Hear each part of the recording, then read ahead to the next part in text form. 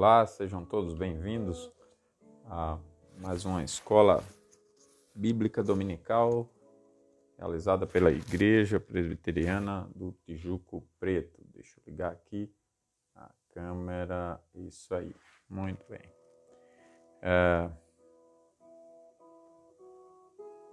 Isso.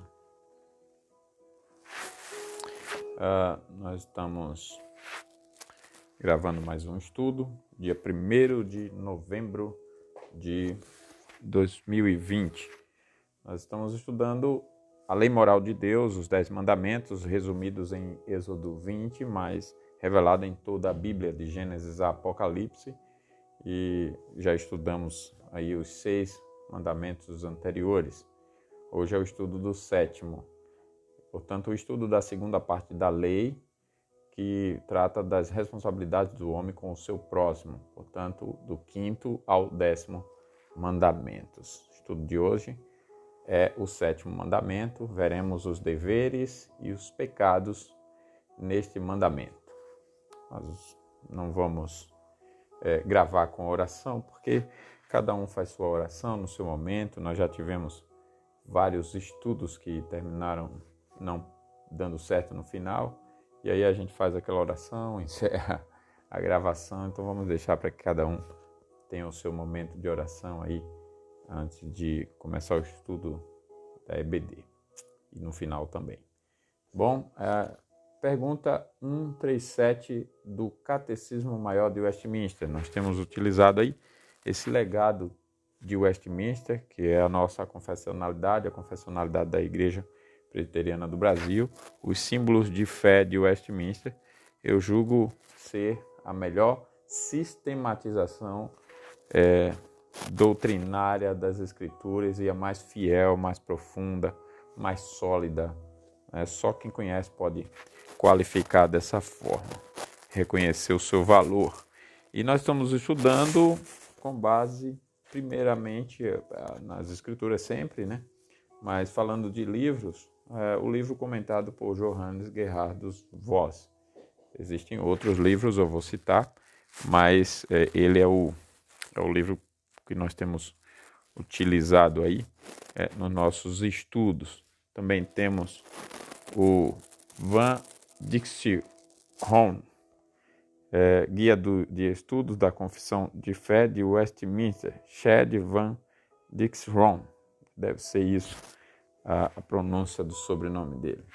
Esse livro aqui é isso. Temos vários outros. Temos aqui livros infantis, temos Star Made, Treinando Corações e Ensinando Mentes.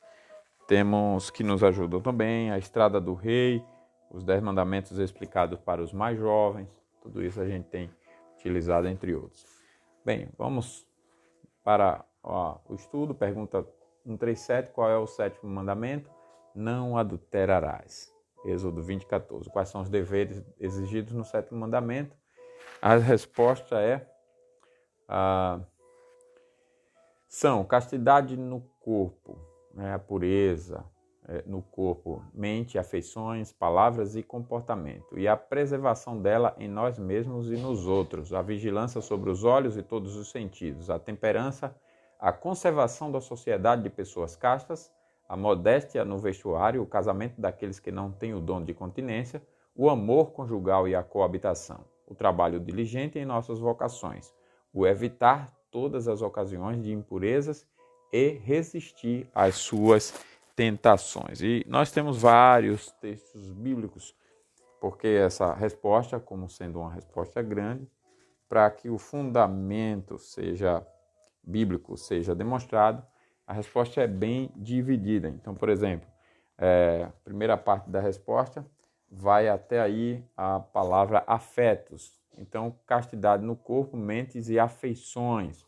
Até aí, nós temos o primeiro versículo bíblico que diz, 1 Tessalonicenses 4, de 4 a 5, que cada um de vós saiba possuir o próprio corpo em santificação e honra, não com o desejo de lascívia, como os gentios que não conhecem a Deus. A outra parte da resposta vai nas palavras e comportamento. Então, texto que fala dessa pureza nas palavras, Você tem Efésios 4:29. Não saia da vossa boca nenhuma palavra torpe, e sim unicamente a que for boa para a edificação conforme a necessidade, e assim transmita graça aos que ouvem.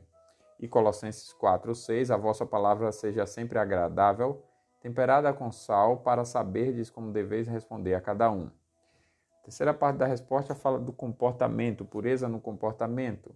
1 Pedro 3:2, que diz: ao observar o vosso honesto comportamento cheio de temor.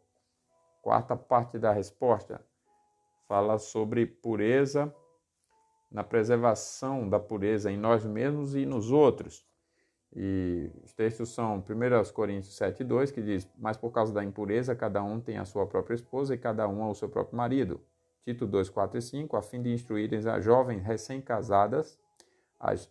recém-casadas a amarem ao marido e a seus filhos, a serem sensatas, honestas, boas donas de casa, bondosas, sujeitas aos seus próprios maridos, para que a palavra de Deus não seja difamada. Mateus 5:28, eu, porém, vos digo, qualquer que olhar para uma mulher com intenção impura no coração, já adulterou com ela. Parte 5 da resposta vai falar sobre a vigilância sobre os olhos e todos os sentidos, que também poderia ser utilizado em Mateus 5:28, mas aqui é destacado Jó 31:1, que diz: fiz aliança com meus olhos, como pois os fixaria eu numa donzela. Agora a sexta parte vai tratar da temperança. A resposta diz: a temperança, a conservação da sociedade de pessoas castas. A temperança está aqui, ó. Temperança, conservação da sociedade de pessoas castas, a modéstia no vestuário, essa parte aqui. Então vamos dividi-la. Vamos primeiro o texto que fala sobre a temperança. Temperança, nós temos Atos 24, de 24 a 25. Passados alguns dias, vindo Félix com Drusila, sua mulher, que era judia, mandou chamar Paulo e passou a ouvi-lo a respeito da fé em Cristo Jesus. Dissertando ele acerca da justiça, do domínio próprio e do juízo vindouro, ficou Félix amedrontado e disse: por agora podes retirar-te, e quando eu tiver vagar, chamar-te-ei. Parte 7 da resposta fala da conservação de sociedade de pessoas castas. Provérbio 2:20, assim andarás pelo caminho dos homens de bem e guardarás as veredas dos justos. 1 Coríntios 5:9, já em carta vos escrevi que não vos associeis com os impuros. 1 Timóteo 2:9, é a parte 8, que fala da modéstia no vestuário. Da mesma sorte que as mulheres em traje decente se extraviem com modéstia e bom senso, não com cabeleira frisada e com ouro ou pérolas ou vestuário dispendioso. Parte 9 da resposta vai falar da continência, o casamento daqueles que não têm o dom da continência. 1 Coríntios 7, 2 e 9. 7 versos 2 e 9. Mas por causa da impureza, cada um tem a sua própria esposa e cada um ao seu próprio marido. Verso 9, caso porém não se dominem que se casem, porque é melhor casar do que viver abrasado, como se fosse com brasa, né? Colossenses 3:18, seguindo aí as partes da resposta. Esposas, sede submissas ao próprio marido, como convém ao Senhor. Marido, amai a vossa esposa e não a trateis com amargura. 1 Pedro 3:7. Maridos, vós igualmente vivei a vida comum do lar, com discernimento e tendo consideração para com a vossa mulher como parte mais frágil, tratai-a com dignidade, porque sois juntamente herdeiros da mesma graça de vida, para que não se interrompam as vossas orações. 1 Coríntios 7:5 diz: não vos priveis um ao outro, salvo por mútuo consentimento por algum tempo, para vos dedicardes à oração e novamente vos ajuntardes, para que Satanás não vos tente por causa da incontinência. Provérbio 31, 27 e 28. Atende ao bom andamento de sua casa, a mulher virtuosa, né? E não come o pão da preguiça. Essa é a parte 12 da resposta, que vai falar do trabalho diligente, né? Essa mulher é diligente e atende ao bom andamento da casa e não come o pão da preguiça. Levantam-se seus filhos e lhe chamam ditosa. E por último, a parte que fala de evitar todas as ocasiões de impurezas e resistir às suas tentações. Provérbios 5:8, afasta o teu caminho da mulher adúltera e não te aproximes da porta de sua casa. Esses são os deveres que nós temos. Vamos estudar os pecados e daqui até o final nós vamos ter então uma noção maior, mas só até aqui já vimos quanta coisa nós quebramos, vamos dizer assim, nesse mandamento, né? Olhando para esses deveres de falar, de vestir, de olhar, de pensar, de cuidar disso, daquilo. Não há ninguém que possa dizer que do nascimento até a velhice nunca cometeu um pecado nesse mandamento, nunca o descumpriu, não tem como. E uma coisa que nós vamos observar até o final do estudo, vai ficar mais claro até na próxima pergunta, 139, é a forma organizada com a qual o mundo tem investido na mente e no coração das crianças, especialmente, mas da sociedade como um todo, com mensagens e informações transmitidas por diversos meios para corromper o comportamento, fazendo as pessoas acharem normal a impureza sexual em todos os seus níveis. Você vê isso nos filmes, nas novelas, nos desenhos. Eu estava olhando desenhos em quadrinhos da minha infância. Eu não era viciado em desenho em quadrinho, mas tinha um ou outro. E esses dias eu pesquisando para os meus filhos, achei desenhos passados em quadrinhos de super-herói que da minha infância eu já me questionava sem muito conhecimento por que delineiam nos desenhos a mulher como se ela estivesse nua, uma veste de aparência. O homem também, contornando até os seus órgãos. Por que isso? Por que essa falta? Tem uma mensagem sendo transmitida ali. Eu já percebia quando criança isso. E hoje muito mais. O mundo cresceu em corrupção muito. Você, em todo lugar que passa, tem um convite, um grito pelas propagandas. Eu passo aqui, pego a rodovia, até chegar no destino tem vários outdoors ou qualquer outra grande exposição com mulheres seminuas dizendo que é propaganda de lingerie. Mas para vender lingerie não precisa disso. Todo mundo sabe, mas tem que fazer um culto a essas coisas para poder incutir na mente das pessoas que tudo é normal, tudo que não presta, que é contrário a Deus e a Cristo e a Bíblia é normal. E mal sabem as pessoas que isso é o veneno para a própria alma delas, né? E nós crentes precisamos ser sal e luz nessas coisas. Se nós já caímos nessas coisas, nós sabemos o quanto é prejudicial. Nós já sabemos. Se somos crentes mesmo, Cristo nos libertou dessas coisas. Nós sabemos como isso foi escravizador e prejudicial, né? Então, devemos ter muito cuidado. Mas vamos ver. Aí o que eu quero destacar lá na frente sobre isso é que o mundo sabe que investir 24 horas nessas coisas para manter as pessoas escravizadas numa redoma é um meio eficaz. E aí o mundo faz isso. E quem é a mente maligna que seduz os homens sem que os homens saibam que estão sendo seduzidos por ele? É o diabo, o pai da mentira, não há dúvida disso. Mas os homens pecam porque são pecadores mesmo, nós vamos ver isso também. E um ponto que eu quero destacar nessa pergunta 139, com o estudo vai ficar bem claro, é a nossa ingenuidade como crentes.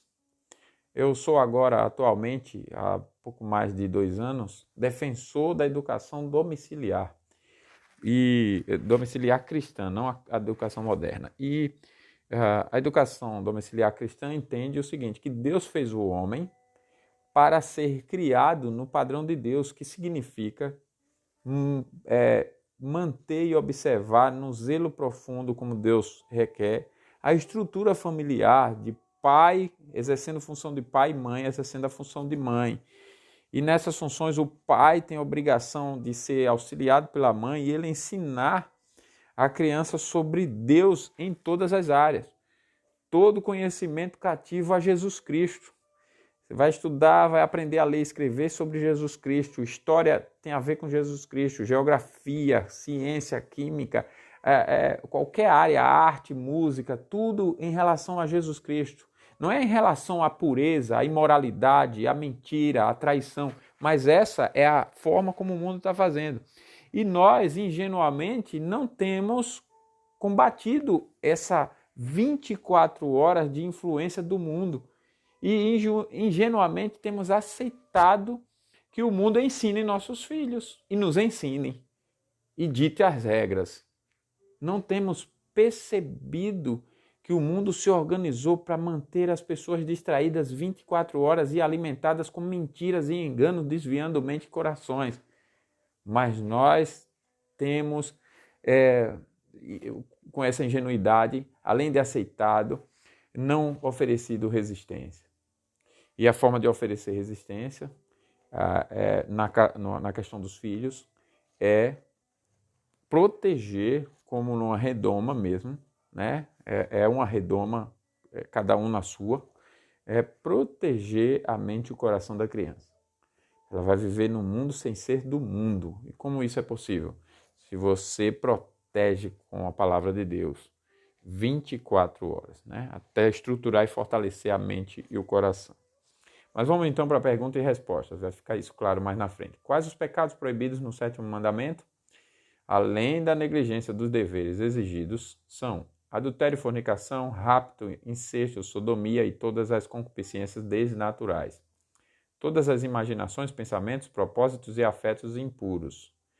Todas as comunicações corruptas ou torpes, piadas imorais, essas coisas, está tudo fora, pecado contra Deus, ou o ouvir as mesmas. Os olhares lascivos, o comportamento impudente ou leviano, o vestuário imoderado, que é o que mais se tem hoje nas ruas, a proibição de casamentos lícitos e a permissão de casamentos ilícitos, o permitir, tolerar ou ter bordéis e a frequentação deles, os votos embaraçadores de celibato, a demora indevida de casamento, o ter mais que uma mulher ou mais que um marido ao mesmo tempo, o divórcio ou o abandono injusto, a ociosidade, a glutonaria, a bebedice, a sociedade impura, cânticos, livros, gravuras, danças, espetáculos lascivos e todas as demais provocações à impureza ou atos de impureza, quer em nós mesmos, quer nos outros.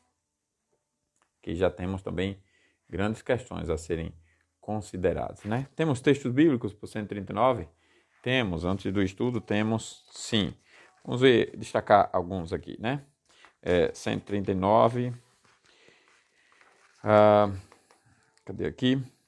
Primeiro, Provérbios 5, 7. Agora, pois, filho, dá-me ouvidos. Não vou ler todos, não, só alguns. E não te desvie das palavras da minha boca. 4, 23, 27. Sobretudo o que se deve guardar, guarda o teu coração, porque dele procedem as fontes da vida. Não declines nem para a direita, nem para a esquerda. Retira o teu pé do mal. Hebreus 13, 10. Digno de honra entre todos seja o matrimônio, bem como o leito sem mácula, porque Deus julgará os impuros e os adúlteros. Efésios 5, 5. Sabei, pois, isto: nenhum incontinente ou impuro ou avarento, que é idólatra, tem herança no reino de Cristo e de Deus. Deuteronômio 22, 25. Porém, se algum homem no campo achar a moça desposada e a forçar e se deitar com ela, então morrerá só o homem que se deitou com ela. Marcos 6, 18. Pois João lhe dizia: não te é lícito possuir a mulher de teu irmão. João aqui, inclusive, sofreu a morte porque ele falava a autoridade política da época que era errado possuir a mulher do irmão. Romanos 1, 26 e 27. Por causa disso, os entregou Deus às paixões infames, porque até as mulheres mudaram o modo natural de suas relações íntimas por outro, contrário à natureza. Semelhantemente, os homens também, deixando o contato natural da mulher, se inflamaram mutuamente em sua sensualidade, cometendo torpeza, homens com homens, e recebendo em si mesmos a merecida punição do seu erro. Então, conter a imoralidade é só Deus quem pode fazer. Por isso que nós precisamos conhecer essas coisas, para conhecer os nossos pecados, para clamar a Deus, reconhecendo as nossas impurezas, clamar por misericórdia e por perdão e graça, para que Ele nos purifique de toda essa maldade, né? De todo esse mal. O ser humano sem Cristo é assim. E mesmo com Cristo a gente ainda tem pecado, precisamos pedir perdão também. Buscá-lo, né?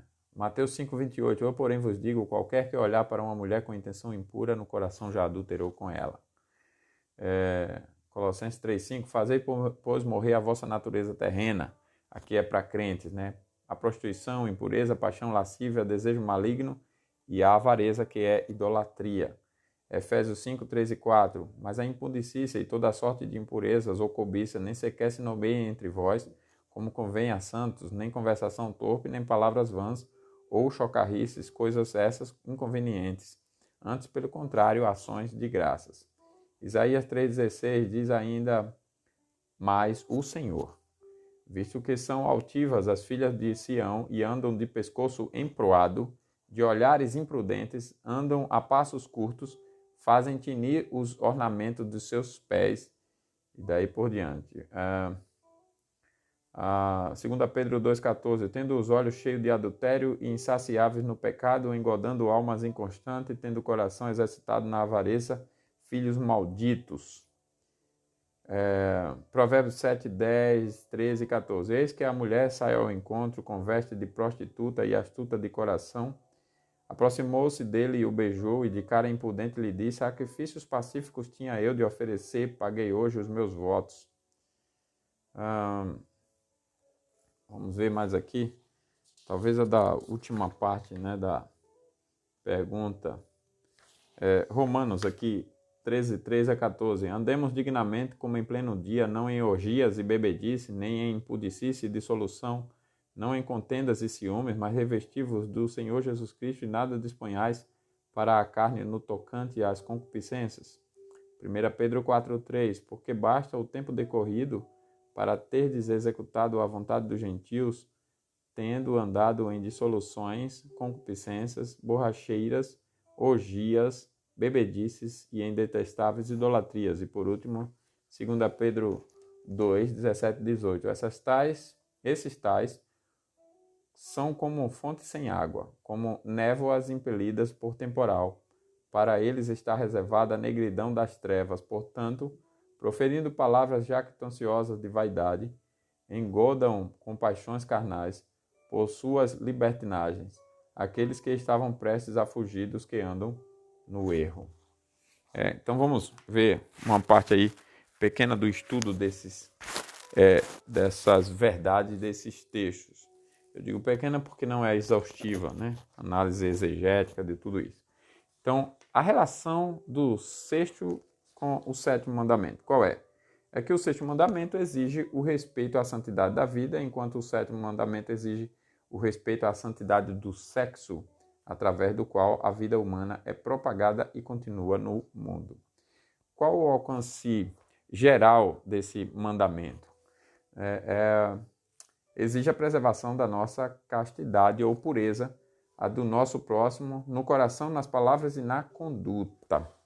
Então é a pureza, né, o alcance geral, na nossa mente, no nosso coração, no nosso corpo e a do nosso próximo também, do nosso próximo. A causa da quebra desse mandamento qual é? Aqui é um ponto importante, às vezes a gente culpa os outros, né? Então se foi a mulher que se vestiu sensual, é a mulher que se vestiu sensual. Mas quando nós olhamos para as Escrituras, o culpado por nosso pecado nunca é quem nos tentou a pecar, porque tentar é culpa de quem tenta. Mas nós não somos culpados em ser tentados. Agora, quando nós pecamos, a culpa é nossa porque nós escolhemos pecar. Então, ninguém pode dizer, eu sou inocente porque eu fui tentado por outro. Essa resposta já foi dada lá no Éden por Adão e Eva, né? Por que fizeste isso? Foi a mulher que o Senhor me deu, disse Adão. E a mulher disse, foi a serpente, que no final das contas que Deus criou, né? Nenhum nem outro. Então, se a mulher se veste sensual, a causa do pecado não é a sua sensualidade, é o meu coração. Se eu peco, é o meu coração. Então, a causa real e básica da quebra do sétimo mandamento é espiritual, a saber, a condição pecaminosa e corrompida do coração humano. Mateus 15, 19, é uma palavra de Jesus. Ele diz: porque do coração procedem maus desígnios, homicídios, adultérios, prostituição, furtos, falsos testemunhos, blasfêmia. O ser humano pensa mal, realiza mal, idolatria, mentira, vergonha, falsidade, covardia, um monte de coisa, engano. E até auto-engano ele produz ali no seu coração, e ao ponto de nem se conhecer no auto-engano. A influência da vida moderna para a violação do sétimo mandamento. Aqui não é uma contradição, mas existe uma influência que a gente precisa ter cuidado. Que influência é essa? A violação do sétimo mandamento tem aumentado grandemente pela aceitação generalizada de um tipo de psicologia que enfatiza a autoexpressão, isto é, que promove e tolera a liberação dos impulsos naturais a despeito das proibições da lei de Deus e da ordenança do casamento. Não há dúvida que muitos levaram as implicações desse tipo de psicologia ainda mais a fundo do que tensionaram os estudiosos que a formularam originalmente. Não há dúvida de que também a psicologia da autoexpressão tem sido usada por muitos como uma desculpa conveniente para render-se à lascívia. O resultado tem sido a diminuição geral da oposição aos pecados de fornicação, adultério, divórcios e casamentos em desacordo com a Bíblia e etc. Esses pecados não são nada novos. Existem desde os tempos mais remotos, Gênesis 34, 38, por aí vai. E são, umas vezes mais e outras vezes menos, comuns. Hoje, no entanto, a revolta contra a lei de Deus é tal que muitas pessoas respeitáveis, e mesmo muitas das que professam a fé, defendem e alegam que tais práticas não são pecado. Enfrentamos hoje uma situação em que muitas pessoas instruídas e respeitáveis consideram a expressão do instinto sexual não como uma questão moral sujeita à lei de Deus, mas apenas como uma questão de preferência pessoal. Por isso, há hoje muitas pessoas que afirmam que as relações sexuais fora do casamento são legítimas, que o casamento não é necessariamente permanente. Jamais houve no passado, da parte de pessoas proeminentes num país que goza da luz da religião cristã, como é, por exemplo, os Estados Unidos, uma tal justificativa para a imoralidade sexual.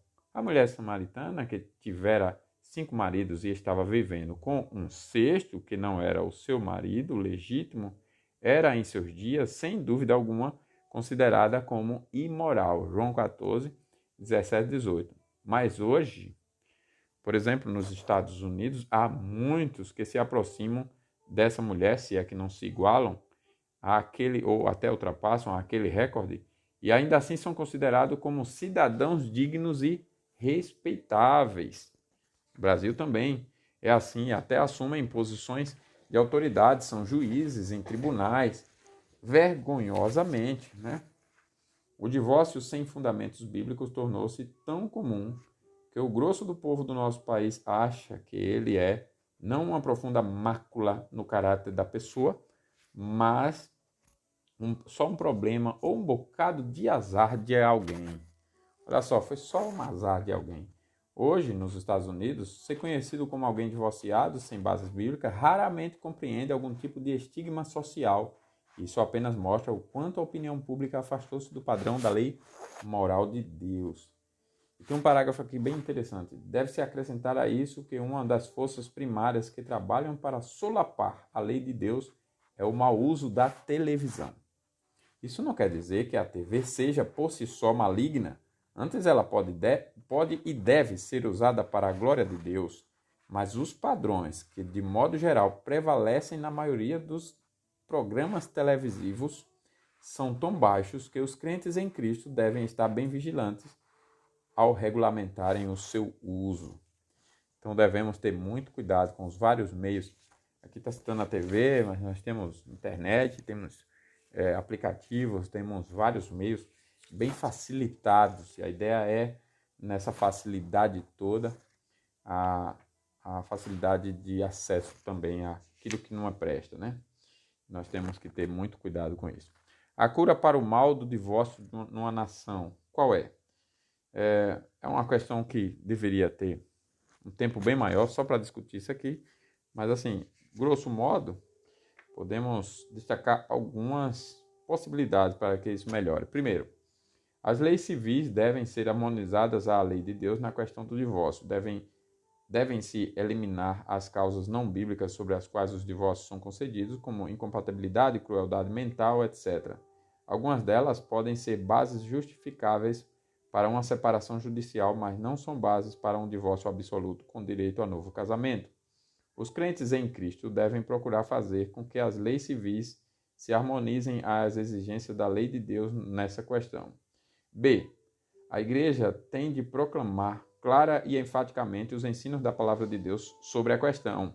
A prevalente ignorância da Escritura hoje é tal que há até mesmo membros de igreja que desconhecem o que a Bíblia ensina sobre o casamento e o divórcio. Terceiro, a igreja deve aplicar fielmente a disciplina no caso de membros que se divorciem sem bases bíblicas, e especialmente no caso de novo casamento, por alguma das partes de um tal divórcio, ou disciplinar a parte culpada num divórcio biblicamente fundamentado.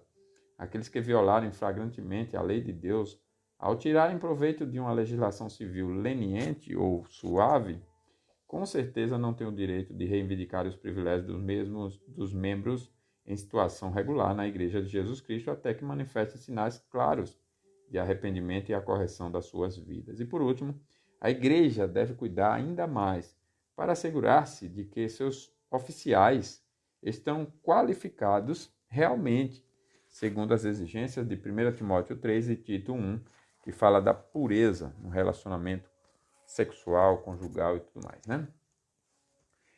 Livros e revistas impuros, sites impuros e tantos outros meios impuros são hoje mais comuns e maliciosos do que antes? Não há a menor dúvida de que são. Pelo menos nos Estados Unidos, isso é muito produzido em escala, né? Dizem os livros aí. Eu nunca vi lá, nunca fiz pesquisa nesse sentido lá, mas no livro aqui que estou utilizando há essa afirmação e eu imagino que seja mesmo, né? E isso corrompe a nação aceleradamente. Livros e revistas indecentes tornaram-se comuns, especialmente desde os dias da Primeira Guerra Mundial. As apelações dúbias e impuras de muitos livros e revistas contemporâneos são extremamente ofensivas. Alguns livros e revistas famosos não são apropriados para constarem nas casas de famílias cristãs. Há revistas de ampla divulgação que são ricas em material calculado para quebrar o padrão da moralidade sexual cristã. O fato de um livro ou revista ser publicada por uma empresa bem conhecida e de ser endossada por alguém célebre não garante mais que seja algo decente ou ofensivo ou inofensivo. Nessa situação, os crentes em Cristo, sérios e conscienciosos, devem tomar cuidado com o que leem, bem como com aquilo que seus filhos leem. Todo cuidado é pouco, né? Infelizmente, hoje, editora de nome, autoridade que endossa o material não é garantia para nada de bom, nada, nada, nada. Então, nós temos que exercer aquilo que Deus nos deu, responsabilidade, inteligência, cérebro, capacidade crítica, tomar coragem, né? Tomar iniciativas para resistir com firmeza a esses abusos todos que estão acontecendo no nosso tempo, né? Mas evitar aí esses conteúdos impuros. A atitude cristã para com a dança moderna. É errado o crente dançar? Dançar coisa sensual, com certeza é errado.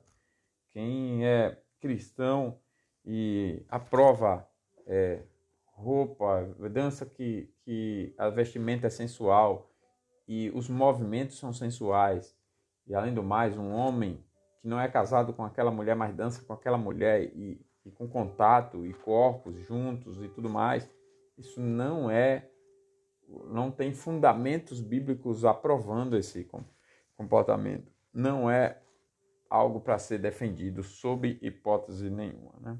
Eu dançaria uma valsa com a minha filha, por exemplo, na formatura de alguma coisa. Eu e minha filha, né? mas uma valsa, algo bem decente, eu e minha esposa, mas sensualidade ou coisa do gênero, é com certeza algo com consequências maléficas e todo cristão que usa a Bíblia com certeza vai reprovar e evitar. Qual deve ser a atitude do cristão para com os cinemas e afins? Obviamente, o crente em Cristo precisa assumir uma posição séria e consciente sobre cinemas, sites afins que têm essas impurezas, né? Assim como para com todas as questões éticas. Não há dúvida que muitos, se não a maioria, dos filmes comerciais de hoje têm efeito maléfico, especialmente nos jovens. Por essa causa é que muitos crentes dedicados acham que não devem mais ir ao cinema definitivamente. Por ter sido tomada conscientemente e por ser uma questão de dever cristão e de consagração a Deus, essa decisão, é claro, deve ser respeitada por todos os crentes, até mesmo pelos que não concordam totalmente por ela.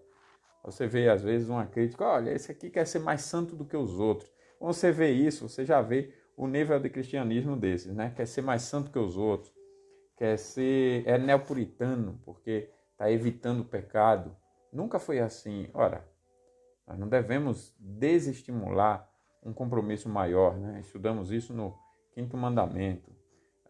Um compromisso maior daqueles que a palavra de Deus falou na mente e no coração e a pessoa se despertou e disse, eu não vou, eu andei a vida toda nesse caminho, mas eu não quero mais.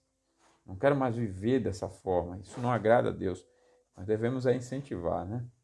Por outro lado, muitos dos que professam o cristianismo parecem não sentir a consciência lhes incomodar, seja qual for o filme, mas assistem a qualquer espetáculo sempre que têm vontade.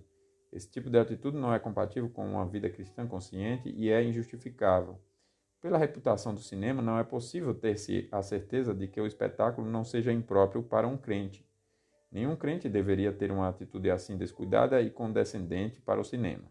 Além dessas duas posturas, há muita gente crente verdadeiramente conscienciosa e bem sabedora do caráter geral dos filmes modernos e que, por isso, muito raramente vai ao cinema e que entendem que um crente jamais poderia agir assim sem cometer pecado. Filmes cinematográficos não são necessariamente maus, é claro. Pode ser que existam filmes limpos e saudáveis antes de ir assistir a um filme. O crente consciente deve ter o cuidado de procurar saber com antecedência qual seja o caráter do filme, o que pode ser feito de várias maneiras e não deve ser negligenciado.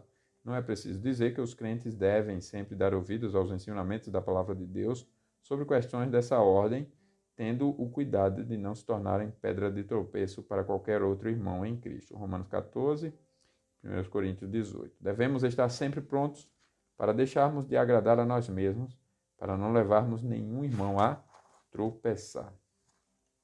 E o vestuário indecoroso. Olha só, as vestes, cuidado, irmãos e irmãs. Até na igreja, a gente que já não deveria ter esse problema, a gente tem esse problema muito sério. Irmãos que vão com a exposição da sensualidade, às vezes até para frente da igreja. Saia muito curta, decote muito exagerado, sem nenhum pudor, sem nenhuma discrição, sem nenhuma santidade.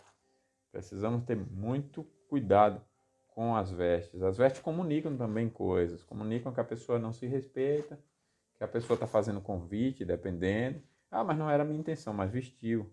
É igual a falar, né? Você não queria falar aquilo, mas falou. Falou. Então, a mesma coisa é quando se veste, você está comunicando. Né? Tem um livro que diz, o corpo fala.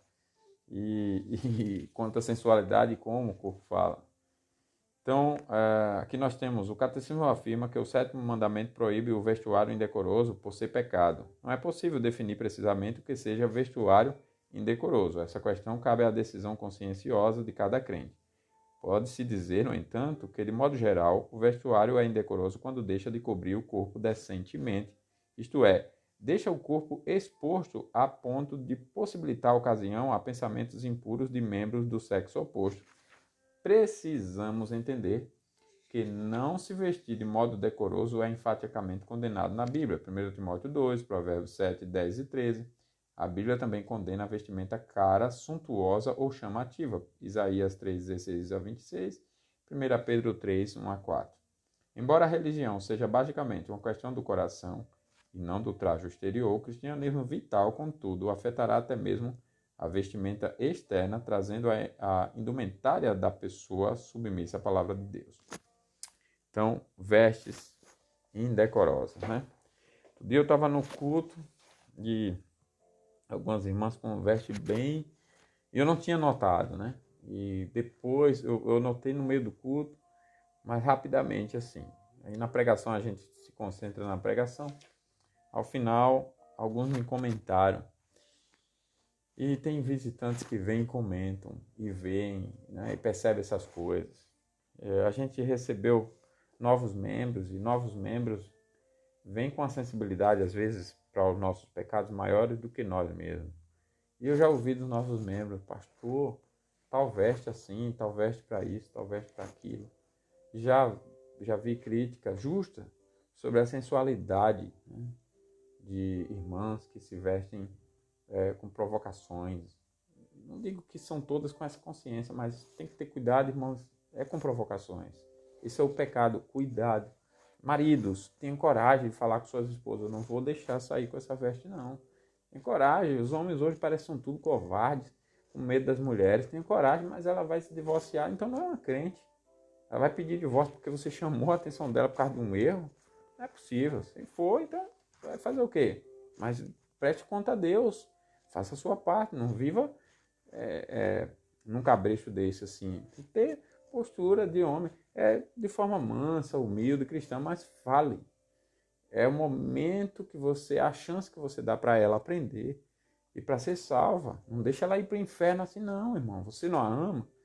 Irmãs, também com seu marido, com todo respeito, como Sara fez com Abraão e todas as santas irmãs fizeram com seus maridos, faz você com seus maridos, quando tiver também algo nesse sentido para ser orientado e tudo mais.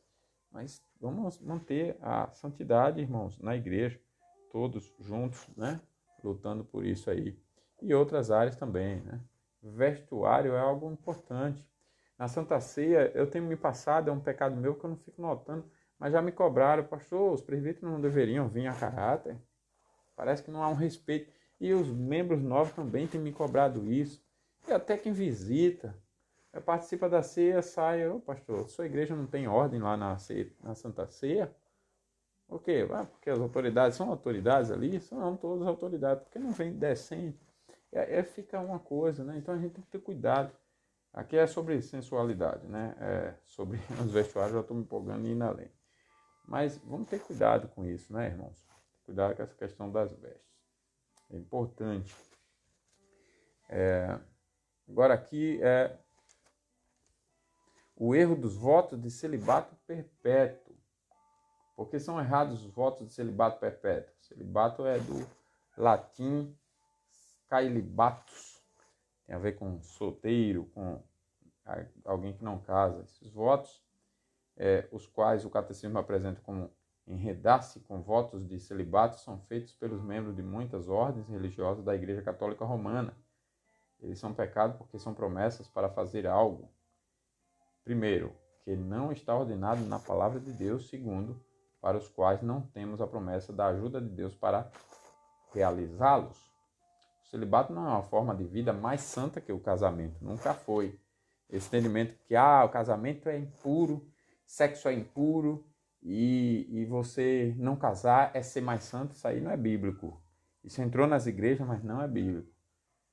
Infelizmente adoece a pessoa, a mente da pessoa, e muitas pessoas postergam o casamento por isso, mas não é bíblico, né? Sexo não é algo horrível, pelo contrário, sexo é santo. Diga algo que você entende que é santo. Ler a Bíblia, orar. Então, sexo é assim. É possível até que você ore e leia a Bíblia com mais impureza do que um relacionamento sexual dentro do padrão de Deus. Então, cuidado, né? Não casar não tem nada a ver com santidade. Lembra da parábola lá das 10 virgens, né? 5 prudentes e 5 tolas. Temos que entender ali a mensagem. Não tinha a ver com a virgindade, a santidade. Não casar pode ser a vontade de Deus para a vida de alguém em particular, mas ninguém tem o mínimo direito de fazer um voto prometido que jamais se casará. De acordo com a palavra de Deus, o casamento é a vida normal dos seres humanos adultos. Gênesis 2, 18 e 24. E o celibato é, portanto, a exceção e não a regra. Na Idade Média, a Igreja Católica reagiu veementemente contra a extrema licenciosidade do Império Romano, caindo no extremo oposto ao estabelecer o ascetismo e o celibato como ideal cristão. Desde então, a Igreja Católica Romana, sob a influência desse falso ideal, continua a considerar a virgindade ou celibato como um estado superior e mais santo do que o casamento. Então, o Papa seria o santo dos santos dos santos dos santos. Não é mesmo. Pelo contrário. Com todo respeito, né, às autoridades. Então, é importante que o catecismo... vamos ver essa última parte aqui da sodomia, né? É importante que o catecismo cite a sodomia e toda a concupiscência antinatural, apresentando como textos de prova Romanos 1, 26 e 27 e Levítico 20, 15 e 16, com toda certeza é importante. Sodomia é o homem com homem e mulher com mulher. E outros relacionamentos que eu não vou mencionar aqui, né? Então, embora o doutor Gerhardus Voss não diga nada nesse sentido, aliás, com detalhes sobre isso, ao escrever esse material em 1940 e princípio de 1950, é importante chamar a atenção para o fato de que a Assembleia de Westminster demonstrou a sua fidelidade à Escritura ao mencionar até mesmo este assunto desagradável.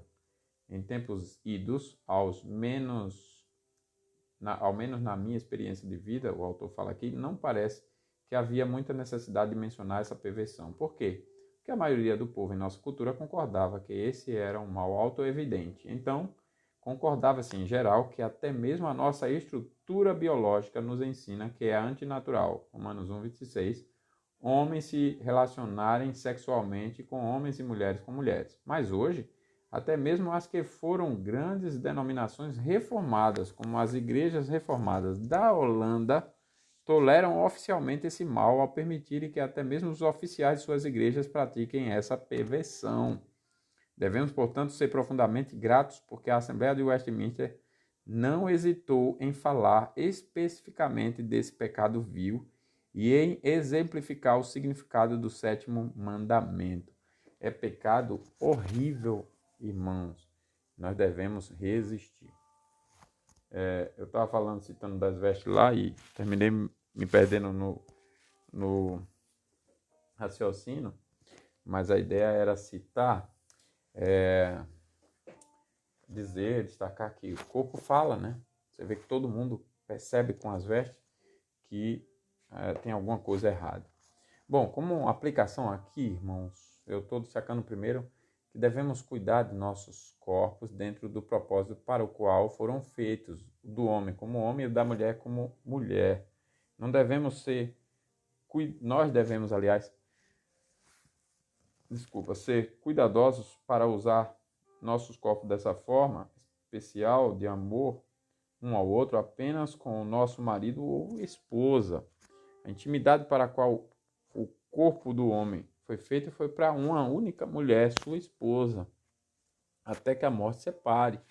Pode casar de novo depois de viúvo? Sim, mas é uma mulher por vez por cada casamento, numa viuvez justa, santa. Eu conheci um senhor que tinha casado umas 4 ou 5 vezes. Ele era um senhor da Igreja Batista e no último casamento que eu tinha conhecido, a senhora já estava de cabelinho branco. E depois eu soube que ainda ela morreu primeiro, né? Eu acredito que pela idade ele não se casou mais. Mas ele ainda morreu depois, né? Então ele ficou até... a fama dele foi até de ter enterrado as mulheres todas com as quais ele tinha casado até então. Tudo bem, não tem pecado nenhum em casar outras vezes, mas eu tenho que me preservar. Meu corpo é de minha esposa, o corpo da minha esposa é meu.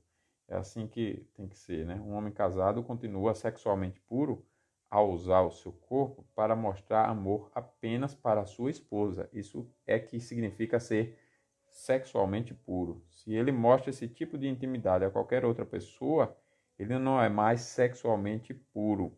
Uma pessoa não casada permanece sexualmente pura ao não casar, ou melhor, ao não usar o seu corpo para mostrar amor íntimo, marital a qualquer outra pessoa. Ela esperará até que se case. Se ela nunca se casar, ela não terá esse tipo de intimidade com ninguém. Esta intimidade é apenas para maridos e esposa. Hebreus 13:4 que nós lemos. Segundo aí, devemos combater o divórcio e a intimidade do marido e mulher antes do casamento. Intimidade de marido e mulher antes do casamento. Nós devemos combater então isso, irmãos. Não devemos só nos preservar, devemos combater essa intimidade. Metade das pessoas que se casam se divorciam mais tarde. As pessoas muitas vezes não esperam até o casamento para mostrar o amor que apenas os maridos e esposas podem mostrar um ao outro. As pessoas hoje em dia diriam que é natural que homens e mulheres usem os seus corpos para estarem próximos um do outro e que não importa se eles são casados ou não com aquela pessoa. Esse seria um bom argumento se você estiver falando de animais.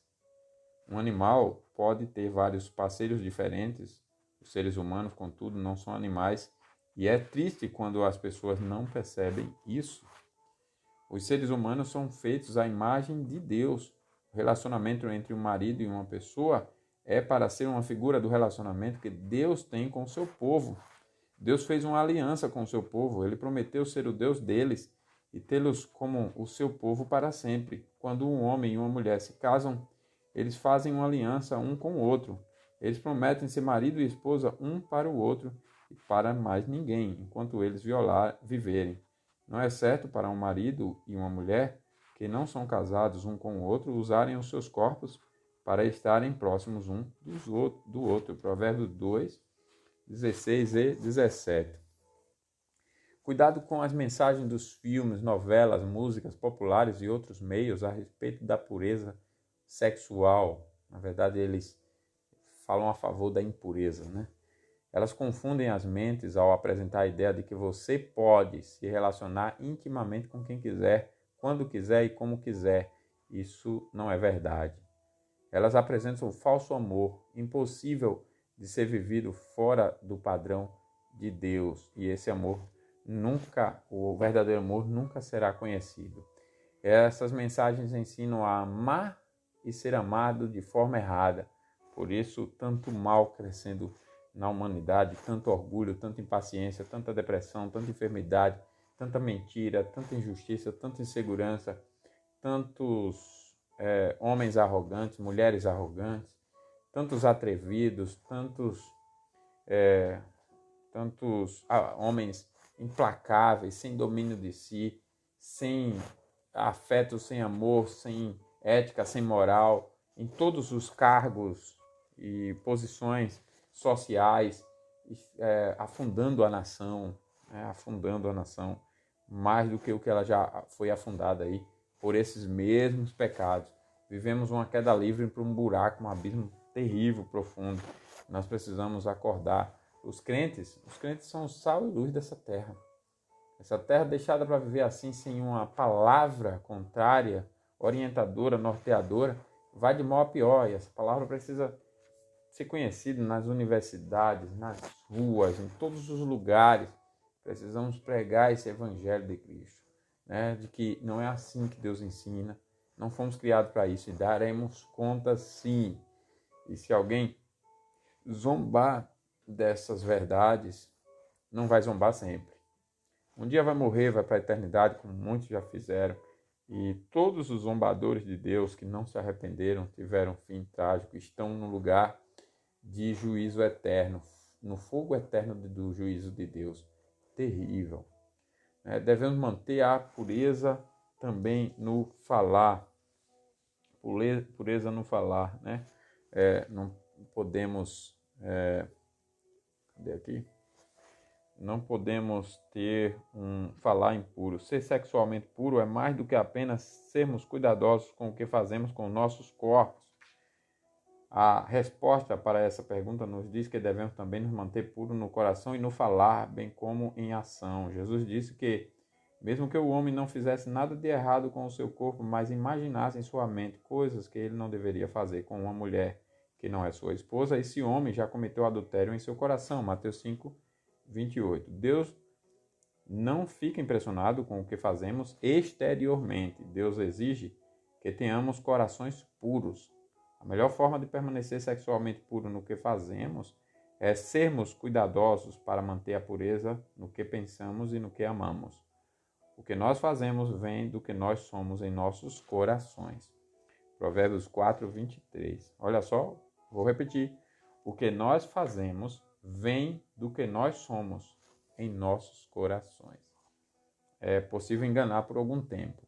A gente não engana sempre, o tempo todo. Então, reconheçamos aqui que nós temos pecado. O objetivo desse estudo não é o legalismo, não é a arrogância, não é você achar que você pode ser bom a partir do estudo aqui desse tema e você então pode ser uma pessoa sem pecado nessa área. Não. É para nos fazer reconhecer que todos nós estamos manchados. Só no primeiro mandamento nós já nos sentimos tão reprovados. Imagina agora nos 6 mandamentos, nos 7 mandamentos, além do prefácio, além das 8 lições lá que tivemos sobre como estudar corretamente, princípios para o estudo correto da lei de Deus, da lei moral de Deus. Somando tudo, nós reconhecemos que sem Cristo estamos desesperadamente perdidos, sem o verdadeiro Jesus.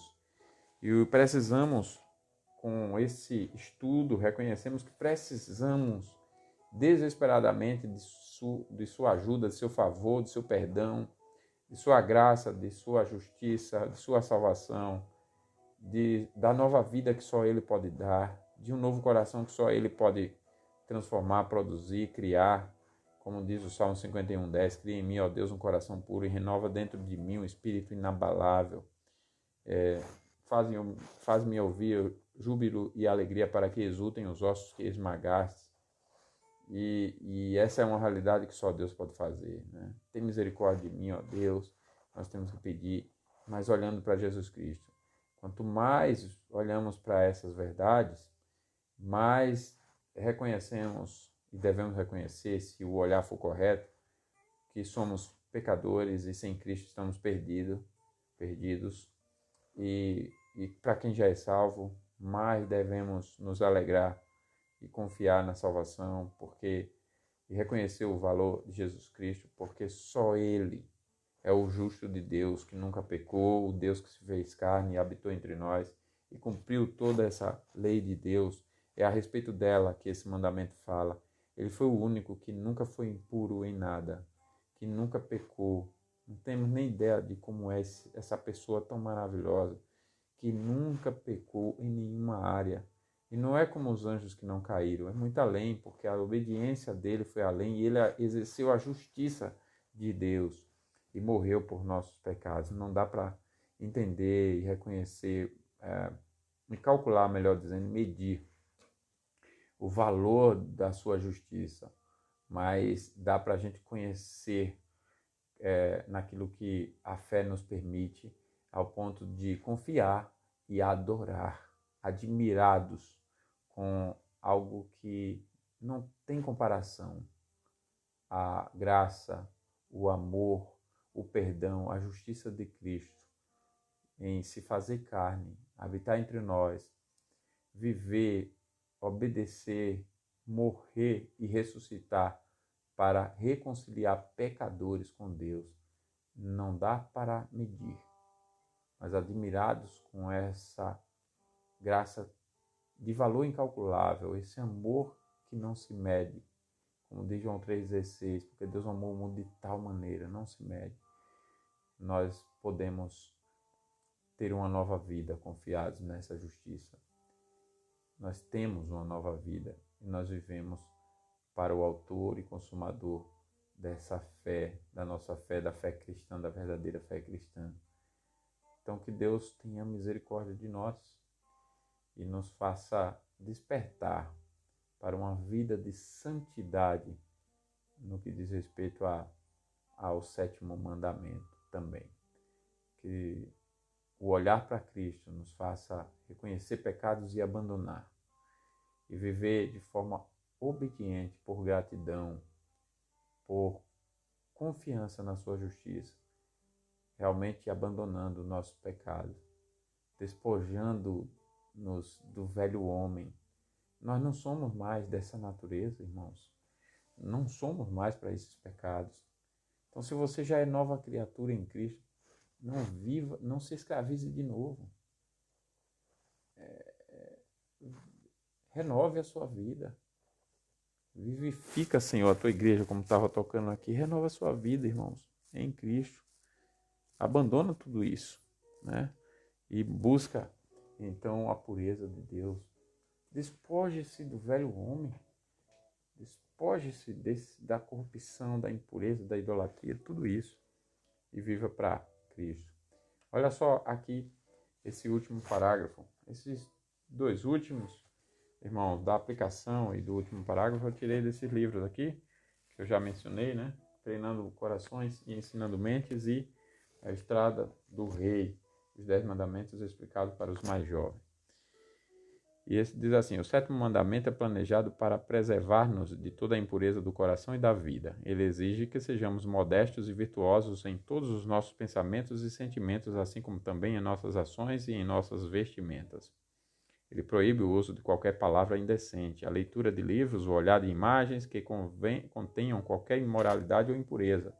Isso nos levaria a procurar e a manter. 2 pontos, aí provavelmente uma parte de uma música que diz assim: um coração renovado em cada pensamento e cheio do divino amor, puro e bom, perfeito e reto, uma cópia do teu amor, Senhor. Que seja assim em nossas vidas. Então cada um agora reserva um tempo para orar aí e que Deus abençoe a todos. Ótimo domingo. Vamos ver aqui.